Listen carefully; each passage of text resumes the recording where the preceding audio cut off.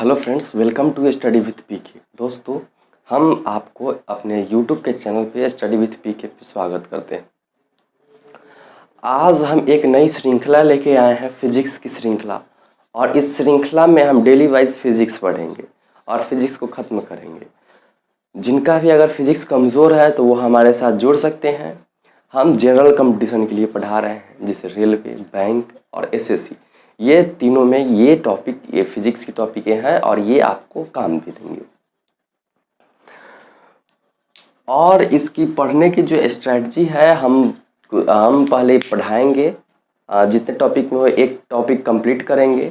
उसके बाद उससे कुछ ऑब्जेक्टिव क्वेश्चंस बनाएंगे।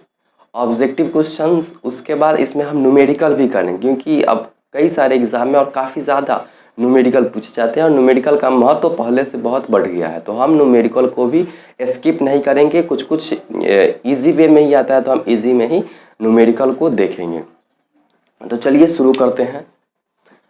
तो फिजिक्स क्या होता है? तो फिजिक्स क्या है? तो सबसे पहले ये एक पार्ट है, किसका? विज्ञान का ये पार्ट है। तो हम सबसे पहले जाने कि साइंस किसे कहते हैं।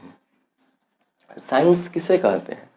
साइंस वह है जिसका ज्ञान क्रमबद्ध हो। क्रमबद्ध ज्ञान हो, उसको ही हम साइंस कहते हैं। ठीक है, तो यहाँ ज्ञान क्रमबद्ध से है। ऐसा नहीं है कि साइंस में सिर्फ फिजिक्स, केमिस्ट्री, बायोलॉजी यही आते हैं। यहाँ पर ज्योग्राफी, इकोनॉमिक्स, पॉलिटिक्स सभी चीज़ आ जाता है विज्ञान में। तो विज्ञान का एक और पार्ट है जिसको हम लोग बोलते हैं नेचुरल साइंस।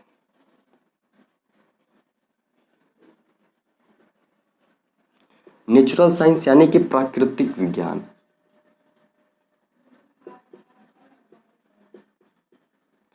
प्राकृतिक विज्ञान क्या है?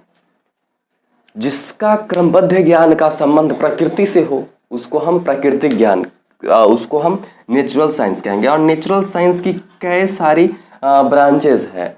जैसे हमारा इंजीनियरिंग हो गया, उसके बाद औषधि हो गया, ज्योतिष हो गया, भूविज्ञान हो गया, ज्योग्राफी हो गया। ये सब नेचुरल साइंस की पार्ट है। ठीक है, तो हम नेचुरल साइंस के पार्ट को समझ गए। और नेचुरल साइंस की दो मुख्य शाखाएं हैं। कौन कौन से? एक मिनट। नेचुरल साइंस के दो मुख्य शाखाएं हैं।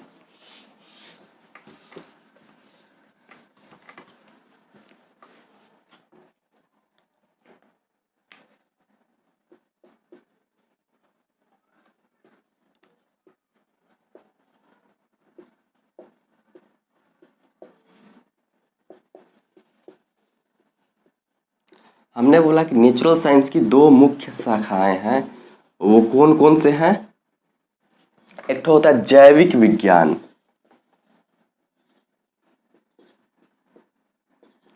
और दूसरा होता है भौतिक विज्ञान। भौतिक विज्ञान,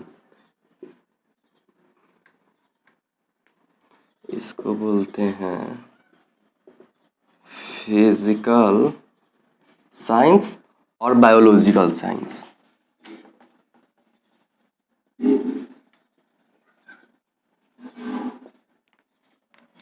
तो हमने नेचुरल साइंस देखा है कि जिसका क्रमबद्ध ज्ञान जो संबंधित हो प्रकृति से, तो उसको हम नेचुरल साइंस कहेंगे। नेचुरल साइंस की दो पार्ट होती हैं। पहला पार्ट है बायोलॉजिकल साइंस, दूसरा पार्ट है फिजिकल साइंस। तो इन दोनों के बारे में हम देखते हैं कि क्या है फिजिकल साइंस और क्या है बायोलॉजिकल साइंस। तो बायोलॉजिकल साइंस में कोई भी प्राकृतिक जो चीज़ है उसमें जीवित पशु, पक्षी, पेड़ पौधे, यानी कि जीवित व्यक्तियों का अध्ययन होता है। व्यक्ति हो या पशु हो, उनका अध्ययन इसमें होता है। और भौतिक विज्ञान जो है, इसमें जीवित नहीं, अजीवित पदार्थ,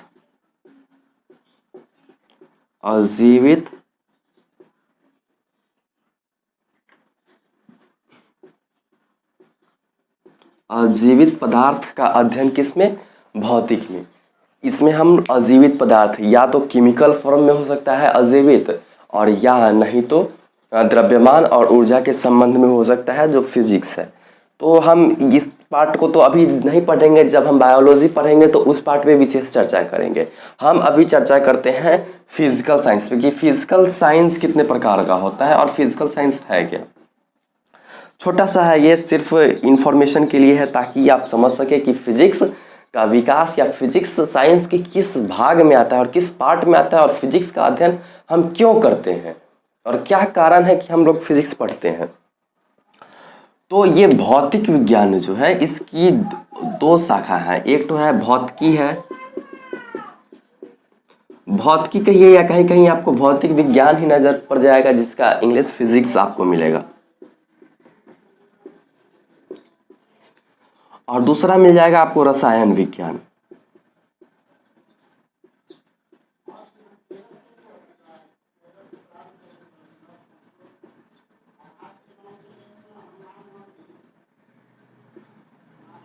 तो आपको दो चीज़ मिल जाएगा, भौतिक विज्ञान जिसमें हम अजीवित पदार्थों के बारे में अध्ययन करते हैं, उसमें दो चीज़ हमें मिल जाती हैं। क्या क्या? एक भौतिक विज्ञान, भौतिकी बोलिए या भौतिक विज्ञान बोलिए, जो फिजिक्स के संदर्भ में है जिसका अध्ययन हम इस क्लास में करेंगे। और दूसरा चीज़ हो जाता है हमारा क्या चीज़? रसायन विज्ञान, जिसमें केमिकल फॉर्मों का अध्ययन होता है। तो आइए अब हम देखते हैं कि ये फिजिक्स जिस पे चर्चा कर रहे थे कि ये फिजिक्स क्या होता है, फिजिक्स क्या है, फिजिक्स का डिफिनीशन कुछ तो देना होगा ना। तो फिजिक्स विज्ञान की वह शाखा है या प्राकृतिक विज्ञान की वह शाखा है जिसमें किसी पदार्थ जिसमें द्रव्यमान हो और संबंधित ऊर्जाओं का अध्ययन किया जाता है परस्पर। यानी कि पदार्थ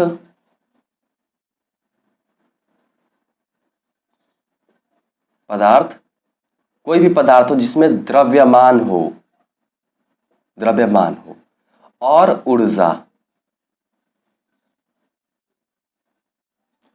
इन दोनों का परस्पर अध्ययन किया जाता है, इन दोनों को रिलेट करके अध्ययन किया जाता है। फिजिक्स में इन दोनों के विषयों के बारे में अध्ययन किया जाता है, इनके परस्पर क्रियाओं, परस्पर घटनाओं, और ये दोनों चीज पर ही कोई पदार्थ हो उसमें क्या द्रव्यमान है, क्या ऊर्जा है, इसका अध्ययन क्या कहलाता है। फिजिक्स एक छोटा सा ही ये आपको डिफिनीशन में काम आएगा फिजिक्स, और आप बुक से देख सकते हैं इसका डिफिनीशन क्या है, आप उसको चाहे तो याद कर सकते हैं, लेकिन समझना बहुत ज़्यादा ज़रूरी होता है। तो हम इस पूरे लेक्चर में आपको समझाएंगे हम कि हम फिजिक्स किस प्रकार से पढ़े और एक ओवरऑल आइडिया देंगे कि हम फिजिक्स को किस प्रकार पढ़ करके ही आसान बना सकते हैं। तो आगे बढ़ते हैं और एक बात और बता देते हैं,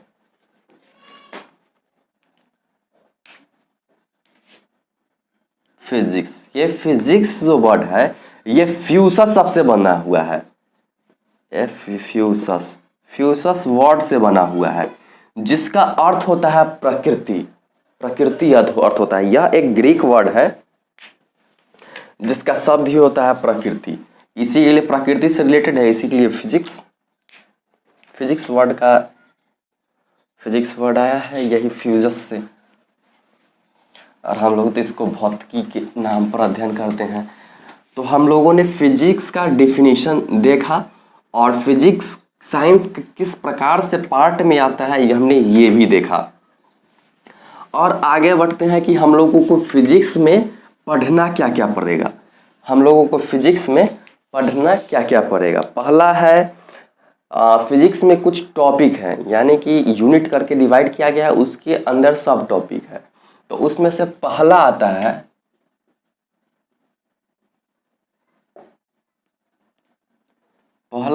यांत्रिकी,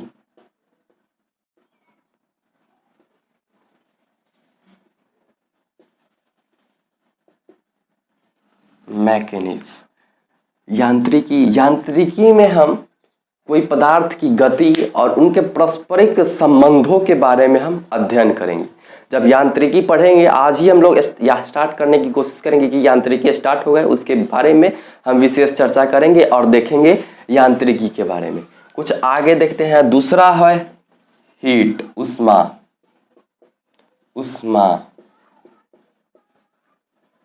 हीट नाम से ही आपको स्पष्ट हो रहा होगा, उष्मा यानी कि गर्म पदार्थ से संबंधित, यानी उष्मा की संचालन, उसके प्रकृति और उनके क्या क्या कार्य है हम इन टॉपिक में देखेंगे कि उनका संचरण क्या होता है, उसमें का नियम क्या क्या है। इन सभी विषय वस्तुओं पर हम उसमें में जब पढ़ेंगे उस पर हम विस्तार से चर्चा करेंगे, ठीक है। और तीसरा हो जाता है हमारा ध्वनि। ध्वनि, साउंड। ध्वनि नाम से भी आपको क्लियर हो रहा होगा, ध्वनि यानी आवाज। आवाज का संचरण किस प्रकार से होता है, आवाज यानी कि ध्वनि जाने के लिए किसी माध्यम की जरूरत होती है या नहीं होती है। ध्वनि के कुछ नियम है प्रावर्तन अपवर्तन के, तो वो क्या है, इन सभी विषयों वस्तुओं पर हम चर्चा करेंगे। जैसे सोनार, ध्वनि में ही हम लोगों को पढ़ना है सोनार।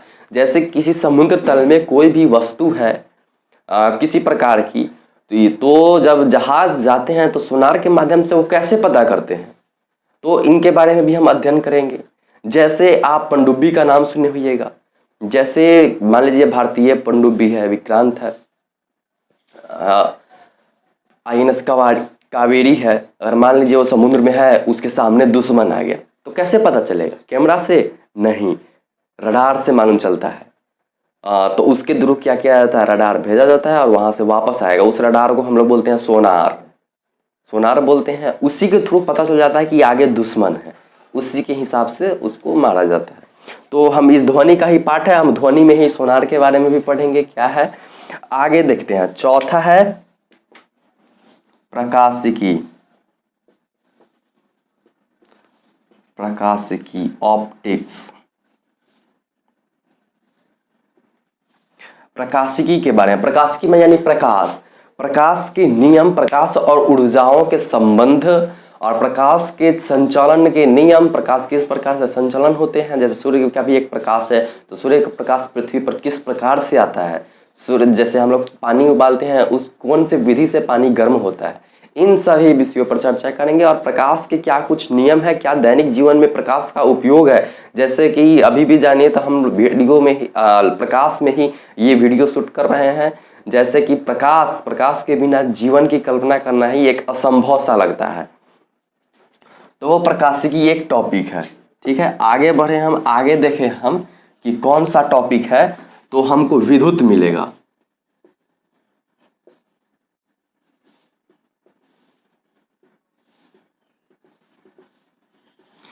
विद्युत, इलेक्ट्रिसिटी। विद्युत क्या, विद्युत पैदा कैसे किया जाता है, विद्युत बैटरी सेल से कैसे प्राप्त होता है, या हमें सब स्टेशन यानी कोयला को किस प्रकार से जला करके वाष्प में परिवर्तित कर करके उसको टरबाइन घुमा करके हमारे लिए विद्युत तैयार की जाती है। और टरबाइन क्या होता है, मोटर क्या होता है, ट्रांसफार्मर का क्या यूज है, ये सब हम विद्युत चैप्टर में पढ़ेंगे। विद्युत जैसे दो प्रकार के हो गया, जिसमें एक में आवेश की गति को नगण्य मानकर हम पढ़ेंगे जिसको स्थिर वैद्युत बोलेंगे, और जिस एक तो विद्युत धारा हो जाता है उसको हम करंट इलेक्ट्रिसिटी में बोलेंगे, जिसमें कि धारा प्रवाहित हो रही है।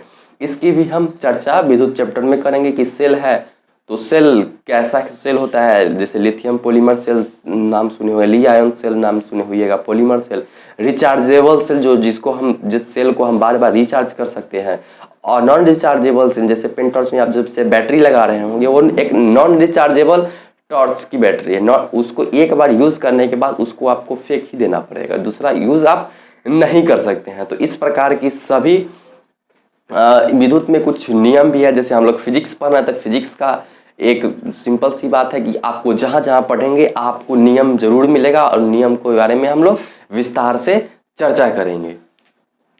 तो आगे देखते हैं, इलेक्ट्रिक हो गया, और न्यूक्लियर फिजिक्स यानी कि नाभिकीय भौतिकी।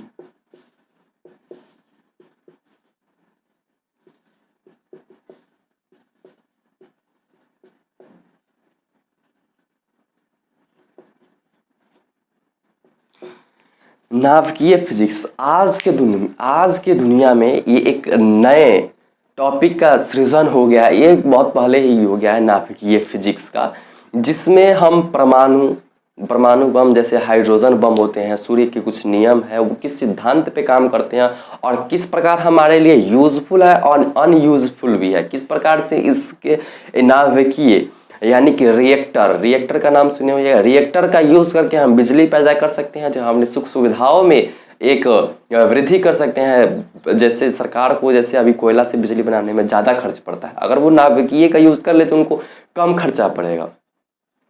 तो ये एक फ़ायदा हुआ। अगर बम बना लिया जाए, जैसे आप सुने होंगे परमाणु बम, परमाणु बम अगर किसी देश को पर गिराया जाता है तो उसको लॉस ही होता है। तो ये एक फ़ायदेमंद भी चीज़ है और घातक भी चीज़ है, तो इनके बारे में हम भी चर्चा करेंगे। और सातवां है इलेक्ट्रॉनिक्स।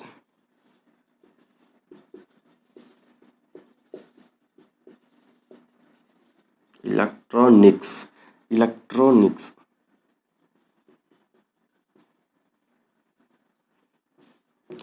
इलेक्ट्रॉनिक्स के बारे में हम चर्चा करेंगे कि कोई भी डिवाइस है उस पर बाह्य बल का क्या प्रभाव पड़ता है। यानी कि ये जो आप देख रहे होंगे कि ट्रांसमीटर, ये ट्रांसमीटर क्या होता है, ट्रांसमीटर का कार्य क्या है, ये किस प्रकार से वर्क करता है। जैसे हम लोग जैसे इसमें हम लोग ये चीज़ पढ़ेंगे फ्यूज़ के बारे में। इसमें फ्यूज़ के बारे में तो जैसे विद्युत में पढ़ेंगे, इसमें कुछ जैसे एमसीबी नया बना है, इसमें इलेक्ट्रॉनिक्स इसी का कुछ मॉडिफिकेशन रूल है, इसके बारे में भी हम चर्चा करेंगे। ठीक है, तो इसको मिटाते हैं और आज का जो टॉपिक है उसे हम स्टार्ट करते हैं।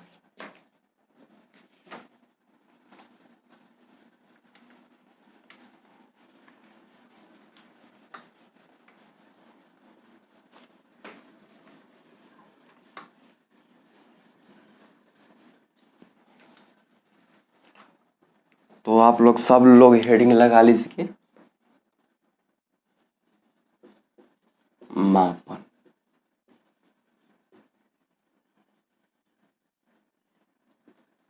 मेजरमेंट,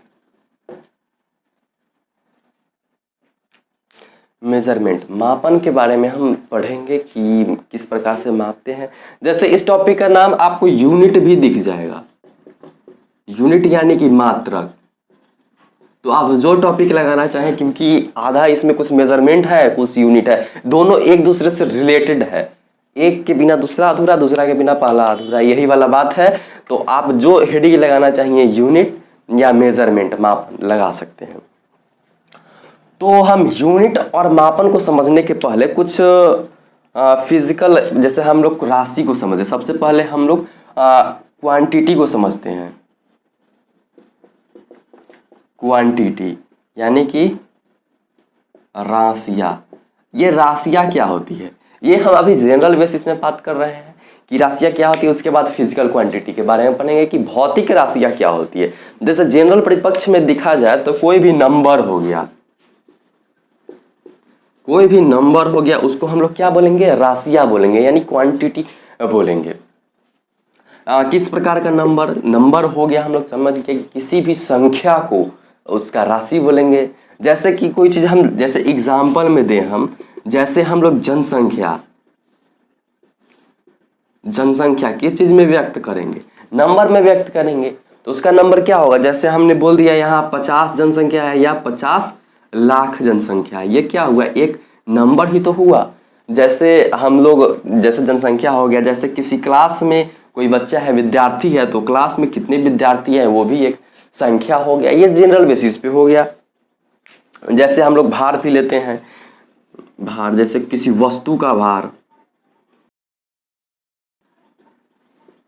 वस्तु का भार कितना है, तो हम लोगों ने बोला 50 kg। तो ये क्या है, ये क्या है, ये एक क्वांटिटी है, ये एक संख्या है। तो हम लोग क्वांटिटी को देखें और हम यहीं पे लिखते हैं फिजिकल क्वांटिटी।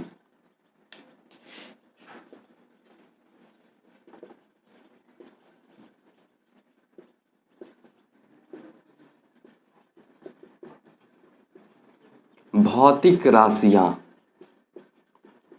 अब बताइए हमें भौतिक राशियाँ क्या होता है। वही राशियाँ न्यूमेरिक में रहती है और उसको फिजिकल टर्म में यूज़ किया जाता है। जैसे हम लोग बता दें, जैसे हो गया बल का क्या होता है, न्यूटन। ठीक है, हम लोग न्यूटन में मानते हैं। जैसे हम बताएं कि जैसे यहाँ कोई बक्सा है, यहाँ से कोई व्यक्ति धक्का दे रहा है और इसको 5 न्यूटन बल से कर रहा है और ये विस्थापित हुआ, ये जो वस्तु है ये विस्थापित हुआ। तो इसको मापने के लिए कोई इकाई तो चाहिए, कुछ चीज़ में तो व्यक्त करेंगे। तो कितने न्यूटन का बल लगाया, बल लगाया 5 न्यूटन का। तो ये 5 जो है इसको हम न्यूटन जो परिप्रेक्ष्य जो भौतिकी परिप्रेक्ष्य का एक नंबर है या सिंबल है, तो इसको हम क्या चीज़ बोलेंगे, फिजिकल क्वांटिटी यानी भौतिक राशियाँ बोलेंगे। तो यहाँ तक आपको कोई दिक्कत नहीं होगा। अब आगे देखते हैं कि भौतिक राशियाँ कितने प्रकार की होती है।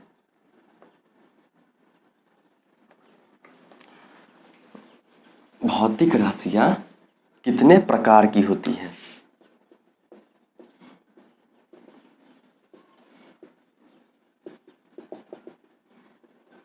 फिजिकल क्वांटिटी 2 प्रकार की होती है, स्केलर वेक्टर, यानी कि अदिश और सदिश।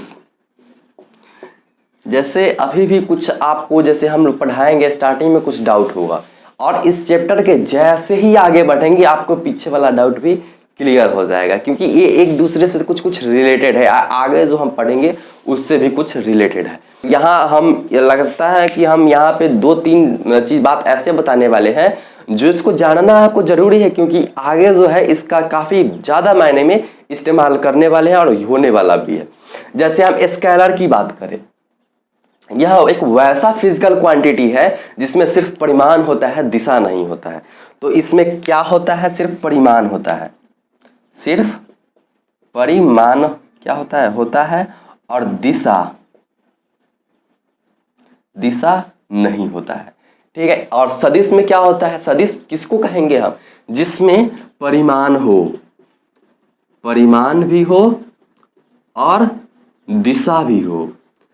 और इसमें एक और बात आपको याद रखना पड़े, जो जोड़ का नियम पालन कर रहा हो। कैसे, बीजगणितीय जोड़, सिंपल सा है, बीजगणितीय योग का पालन कर रहा हो, यानी योग का नियम भी पालन कर रहा हो, तो उसको हम क्या बोलेंगे, सदिश बोलेंगे। तो हम इसको कुछ एग्जाम्पल के द्वारा थोड़ा सा और समझने की कोशिश करते हैं। ठीक है, कि सदिश क्या, अदिश क्या, ये क्या है, परिमाण और दिशा क्या, परिमाण दिशा और योग का नियम हम तो कुछ समझे नहीं। और फिजिकल क्वांटिटी, स्केलर और वेक्टर, ये तो आपको हर हाल में याद रखना चाहिए कि फिजिकल क्वांटिटी जो भौतिक राशियां हैं उसको हम लोग कितने भागों में व्यक्त किए हुए हैं। तो ये आपको क्लियर होगा कि 2 भागों में। वो कौन कौन से भाग हैं, एक स्केलर और दूसरा वेक्टर।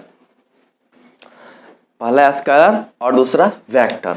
तो इसमें परिमाण और दिशा दोनों होता है, परिमाण होता है पर दिशा नहीं होता है। जैसे हम दूरी,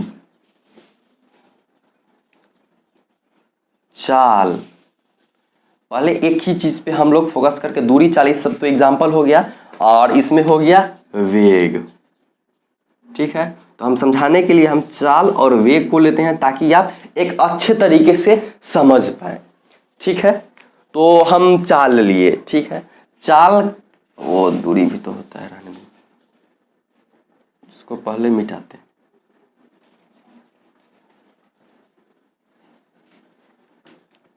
जैसे हमने चाल लिया, तो चाल का परिप्रेक्ष्य क्या है, जैसे चाल हम लिखते हैं 50 किलोमीटर पर आवर। ठीक है, तो क्या आपको लग रहा है कि ये किस दिशा में ये चाल जा रहा है? अगर कोई बाइक चला रहा है या कोई कार ड्राइव कर रहा है, तो इस 50 किलोमीटर पर आवर से आपको इसकी दिशा की ज्ञान हो रही है? नहीं हो रही है, कि ये ईस्ट की तरफ जा रहा है या वेस्ट की तरफ जा रहा है या साउथ या नॉर्थ की तरफ जा रहा है। तो इसी परिप्रेक्ष्य में हम इसको किस चीज में रखते हैं, इस चाल को किस चीज में रखते हैं, इसमें, क्योंकि परिमाण है, क्योंकि ये कहीं ना कहीं तो जा रहा है, 50 किलोमीटर पर आवर के हिसाब से जा रहा है, पर कहाँ जा रहा है इसका पता नहीं है। जैसे, तो इसको हम क्या कहेंगे, अदिश कहेंगे, क्योंकि इसमें परिमाण है, वास्तव में ये चल रहा है, 50 किलोमीटर पर आवर है। और तो इसको क्या कहेंगे हम, सदिश कहेंगे। और यहीं पे हम वेग किसको कहेंगे, इसी में हो 50 किलोमीटर पर आवर, ईस्ट जोड़ दिया जाए, ये कहाँ जा रहा है 50 किलोमीटर आवर से? पूरब की तरफ जा रहा है। तो ये कौन सी राशि में ये आएगा वेग? तो क्या चीज में? सदिश में, क्योंकि ये एक सदिश है। सदिश का एक और ऐसा एग्जाम्पल है जो हम आपको देते हैं, जैसे चाल और वेग एक दूसरे के पूरक भी कहा जाता है, कि चाल अदिश है और वेग क्या है? सदिश है। अब सदिश का एक और एग्जाम्पल दे रहे हैं हम बल का।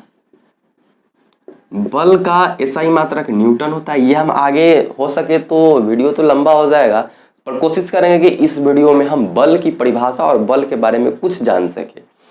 ठीक है, तो बल, जैसे हम पीछे एक एग्जाम्पल लिए हैं, मान लीजिए ये कोई फर्श है और इस पे कोई एक वस्तु रखा हुआ है, और यहाँ कोई व्यक्ति है। ठीक है, और ये इस पे कुछ बल लगा रहा है, यानी कि ये इसको धक्का दे रहा है। तो इस पे तो क्या लगा? फोर्स लगा कि नहीं लगा? फोर्स लगा, तो इसमें विस्थापन होगा या नहीं होगा? कुछ दूरी ट्रैवल करेगा कि नहीं करेगा? यानी कि जो वस्तु है उसकी जो शक्ति होती है, घर्षण पावर, उससे ज्यादा अगर बल लगाया जाए तो वो घसकेगा और ये यहाँ पे विस्थापित होगा।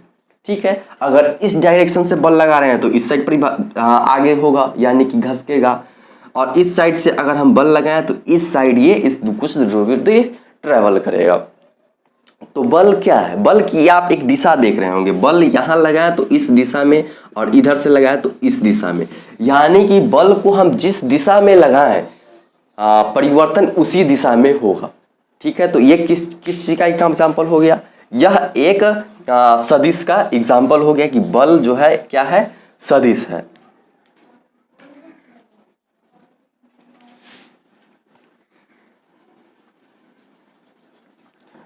जैसे लिखना चाहें तो लिख लीजिए, जैसे त्वरण। त्वरण के बारे में बताया हम लोगों ने, वेग के बारे में और बल के बारे में। त्वरण जो होता है बल में वेग में परिवर्तन की दर को हम लोग त्वरण कहते हैं। ठीक है, तो उसके बारे में, त्वरण के बारे में बहुत काम पड़ेगा, उसको हम आगे चर्चा करेंगे। जैसे इसमें हो गया द्रव्यमान, चाल, घनत्व, बस इतना एग्जाम्पल लेते हैं। आगे आपको एक हम चार्ट बेसिस पे हम बता देंगे कि कौन सा स्केलर है, कौन सा वेक्टर है। और क्योंकि हम आगे इसी चैप्टर में हम ये चर्चा करने वाले हैं जितने भी फिजिकल टर्म है, जैसे चाल, वेग, बल, कार्य, शक्ति, ऊर्जा, ये सब क्या होते हैं, इनके क्या है एसआई मात्रक, जैसे विद्युत धारा, ज्योति तीव्रता, ये सब की सभी, और ताप, ऊष्मा, इन सभी के बारे में हम इसी वीडियो में एक एक बारीक बारीक चीज़ों का अध्ययन करेंगे, ताकि हम बल जब पढ़े हम इस चैप्टर में तो हमें कन्फ्यूजन ना हो कि बल कहते किसे हैं। इस बात पे हम जोर दे करके पढ़ेंगे। तो आपको, हमें लगता है कि आपको ये अदिश और सदिश दोनों क्लियर हो गया होगा। अदिश वो है जिसमें केवल परिमाण हो पर दिशा नहीं हो, उसको हम क्या बोलेंगे? अदिश बोलेंगे। और हम सदिश किसे बोलेंगे? जिसमें परिमाण भी हो और दिशा भी हो, उसे हम सदिश बोलेंगे। ठीक है, और एक इसमें है जैसे योग का नियम ये पालन करता हो, तो हम कहेंगे बाद में, हम आपको एग्जाम्पल देंगे, जैसे विद्युत धारा। अभी आपको कंफ्यूजन आ जाए फिर भी बता देते हैं। विद्युत धारा जो है, करंट, इलेक्ट्रिसिटी, ये क्या है? इसमें परिमाण और दिशा दोनों है। जैसे आप जान रहे होंगे, कोई भी अगर सर्किट है, अगर इलेक्ट्रॉन की दिशा क्या है? इस साइड है, वही तो है आपका धारा की दिशा। तो इसमें तो हमको दिशा भी मिल गया और परिमाण तो है, तो इसको क्या बोलेंगे? सदिश बोलेंगे? नहीं बोलेंगे, क्योंकि ये योग का नियम जो है, योग का नियम ये नहीं पालन करता है, इसलिए इसको हम अदिश कहते हैं। तो ये आप एक ध्यान में रखिएगा। एक और चीज हो गया, विद्युत धारा भी अदिश राशि है। चलिए इसको मिटाते हैं और आगे बढ़ते हैं।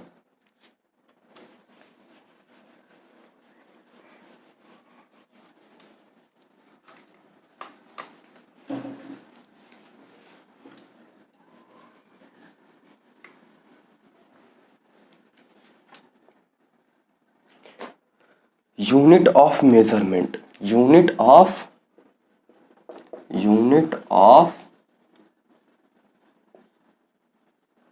यूनिट ऑफ मेजरमेंट, मापन के मात्रक, माप के मात्रक।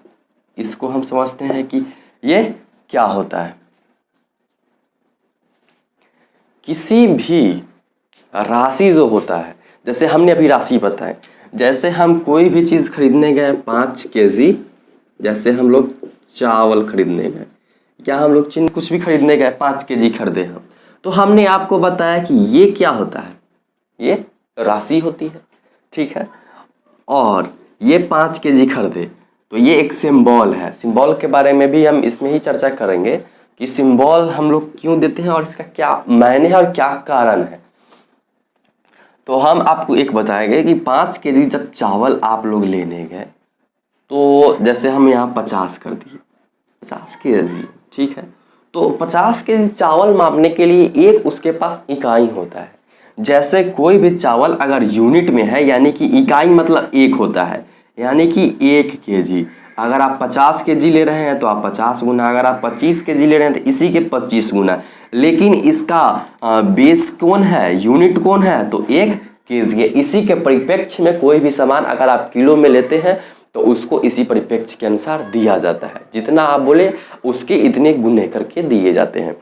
तो ये एक सब में यही नियम लागू होता है। जैसे लीटर में भी यही नियम लागू होता है, जैसे न्यूटन में भी यही नियम लागू होता है, जैसे एम्पियर हो गया, इसमें भी ये, तो ये एक फिजिकल टर्म है, इस पर हम थोड़ा बाद में चर्चा करेंगे ताकि आपकी समझ जो है वो कुछ विकसित हो जाए।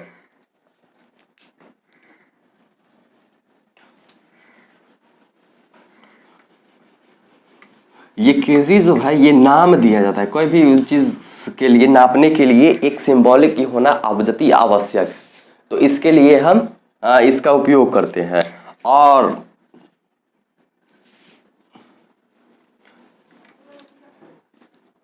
तो वीडियो लंबा हो जाएगा, तो अगला चर्चा हम अगले वीडियो में करते हैं।